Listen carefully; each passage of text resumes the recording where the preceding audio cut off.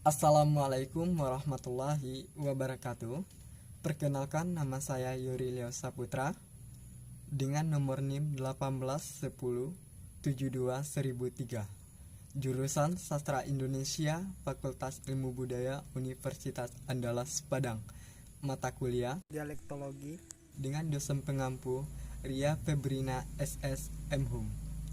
Baiklah, pada video kali ini saya akan menjelaskan tentang terjadinya faktor-faktor pembentuk suatu dialeks.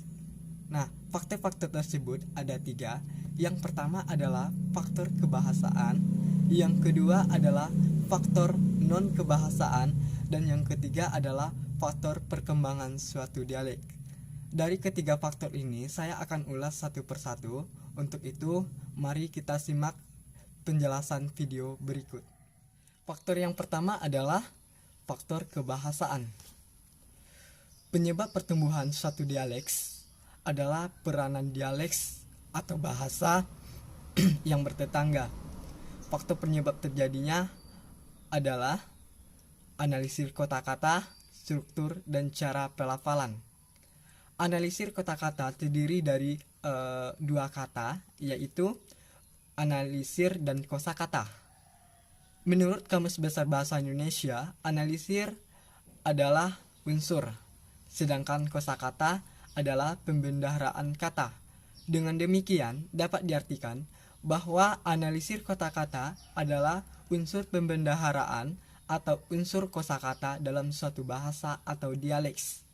Selain itu, analisis kosakata struktur yang mempengaruhi pertumbuhan dan eksistensi dari suatu dialeks, yaitu struktur kata, bunyi, dan pola kalimat. Faktor yang kedua adalah faktor non-kebahasaan.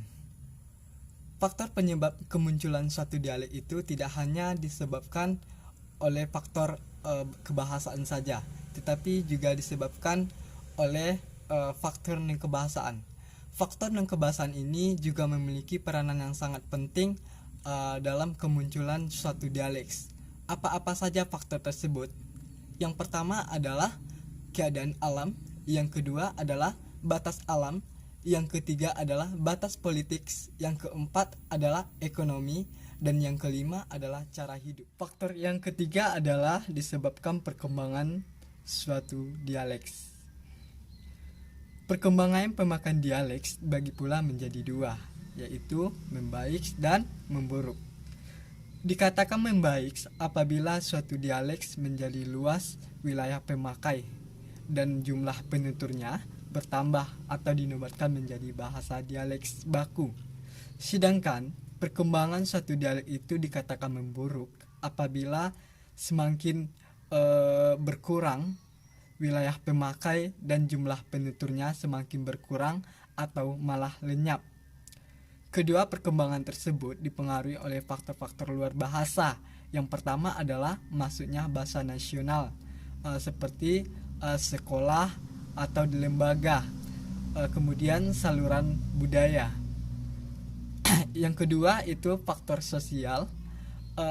Apabila seiring membaiknya suatu taraf sosial ekonomi dalam masyarakat, maka semakin baik pula taraf pendidikan masyarakat.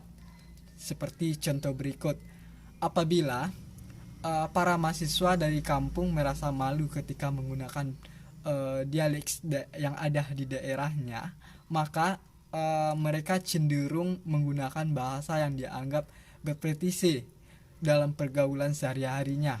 Kebiasaan tersebut dilakukan saat mereka kembali pulang ke kampung halamannya. Hal tersebut akan diikuti oleh masyarakat dan kelompok yang ada di lingkungannya karena mereka dipandang sebagai orang yang berpengalaman.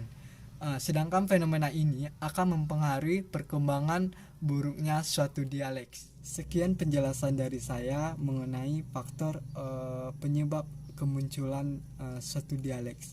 Semoga video kali ini dapat bermanfaat bagi kita semua. Kalau ada salah dan janggalnya, saya mohon maaf. Wassalamualaikum warahmatullahi wabarakatuh.